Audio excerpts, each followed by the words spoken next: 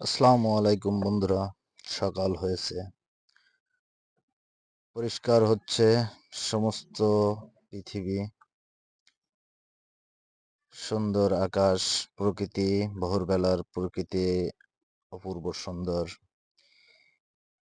পাখির চোখ দিয়ে দেখা ভিতরে যে ইতিমধ্যে সকাল হয়ে গেল, পরিষ্কার হয়ে গেল চতুর সাইড, ঝিলিমিলি রোদ, ছুটে চলা গন্তব্যস্থান, গাড়ির বহর নিয়ে বাংলাদেশ জামাত ইসলামীর যশোর জেলার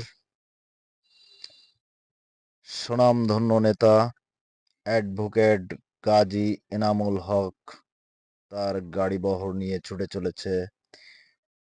চলেছে প্রত্যন্ত গ্রামে, ছুটে চলেছে প্রত্যেকটা গরিব দুঃখী অসহায় মানুষের দুয়ারে দুয়ারে, ছুটে চলেছে তার নিজ উপজেলা মনিরামপুরের এমপি পদপ্রার্থী অ্যাডভোকেট গাজী এনামুল হক ছুটে চলেছে জনগণের মাঝে।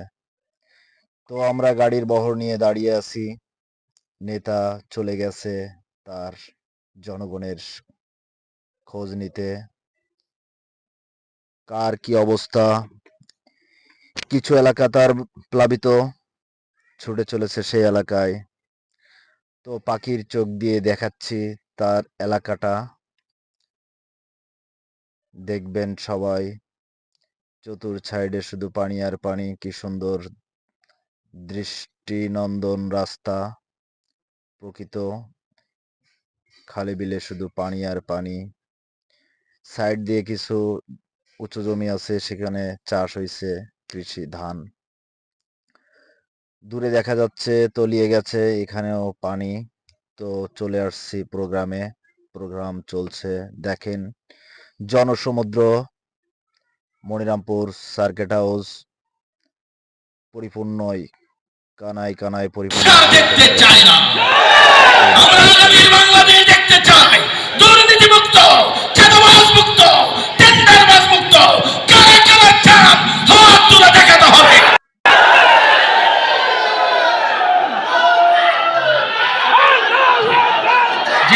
ধরনের কণ্ঠে জনগণের মাঝে হাত তোলা, জনগণ আগামী 6 মার্চ এই অনুষ্ঠানটা করেন, নেতা খুশি, নীরব থাকে, এমন নেতার পাশে সবাই নিস্তব্ধ থাকবেন, থাকে, ঘুমিয়ে থাকেন। পরবর্তী 5 বছর পূর্বের মতো না ঘুমিয়ে মাঠে বাগানে ঘুমিয়ে কাটাতে হবে, আয়না ঘরে কাটাতে হবে, আর কঠিন অবস্থা হতে পারে। অতএব পরবর্তী 5 বছর শান্তিতে সুন্দর সমাজে নাগরিক হিসেবে বসবাস করতে হবে। 7 মাস না ঘুমিয়ে কাটাতে কারা রাজি আছেন হাত তুলে অঙ্গীকার করতে হয়। খালি করি, যিনি বাঘের মতন হুঙ্কার দিয়ে জনগণের মাঝে সারা জীবন প্রতিশ্রুতি দিচ্ছেন, নামাজ পড়ে নেতার পাশে থাকবো, আগে উঠবো, তাহাজ্জুদ পড়বেন, কোরআন হাদিস শেষ করবেন, তারপর ফজর, তারপরে অন্তত 2 বাড়ি 3 বাড়ি আগে দিন কায়েমের দাওয়াত দেবেন। 2 নম্বর দাওয়াত দেবেন নতুন বাংলাদেশ প্রতিষ্ঠার জন্য। দাঁড়িপাল্লায় ডাক্তার শফিকুর রহমান একজন মাত্র নেতা দেখিয়ে দিয়েছেন তিনি বিদেশে চিকিৎসা গ্রহণ করতে রাজি হননি।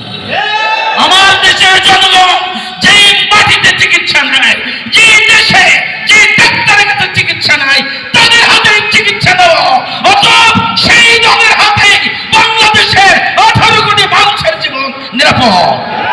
এই কথা মানুষের কাছে পৌঁছায় দিয়ে আগামী দিনে এই ভোট যুদ্ধে সংগ্রামী জিহাদি যোদ্ধা খালিদ বিন ওয়ালিদের মতো যোদ্ধা সাহসী হতে কারা কারা রাজি আছেন সেইবার হাত তোলেন। আল্লাহর সাহায্য চাই, এই জমিনে যেন আল্লাহ ইসলামের বিজয় দান করে, দাঁড়িপাল্লা মার্কাকে বিজয় দান করে, এক সুন্দর দেশ গড়ার তৌফিক দান করে। সবাই বলে আমিন। আসসালামু আলাইকুম ওয়া রাহমাতুল্লাহি তাআলা ওয়া বারাকাতুহু।